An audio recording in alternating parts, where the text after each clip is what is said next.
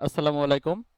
Code cloud 100 days of cloud Azure সিরিজের day 11 এর আজকের টাস্ক হলো change Azure virtual machine size using console. আমরা স্টার্ট করলাম। আজুরের ভার্চুয়াল মেশিনের সাইজ পরিবর্তন করার মাধ্যমে আমরা ভিএম এর সিপিইউ, র্যাম এবং পারফরম্যান্স সহজে আপগ্রেড বা ডাউনগ্রেড করতে পারি। আমাদের টাস্কের রিকোয়ারমেন্ট হলো এখানে এক্সপিশন ভিএম নামে এক্সিস্টিং ভার্চুয়াল মেশিন আছে। আমাদেরকে ভিএম এর সাইজ স্ট্যান্ডার্ড আন্ডারস্কোর বি1এস থেকে স্ট্যান্ডার্ড আন্ডারস্কোর বি2এস এ পরিবর্তন করতে হবে।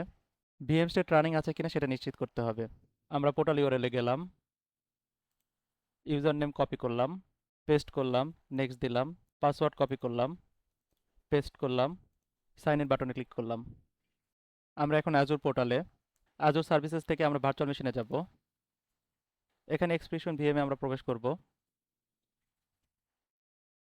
বাম পাশের মেনু থেকে আমরা অ্যাবিলিটি প্লাস স্কেল অপশনে যাব, সাইজে ক্লিক করব।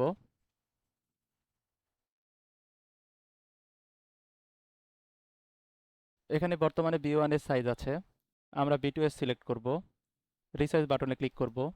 আমরা কনফার্ম করার জন্য আবার রিসাইজ বাটনে ক্লিক করব। ভার্চুয়াল মেশিন রিসাইজ হয়ে গেছে।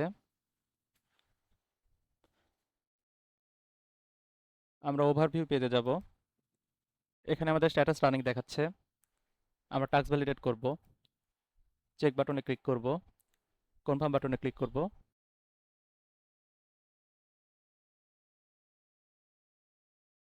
আমাদের টাস্ক ডান।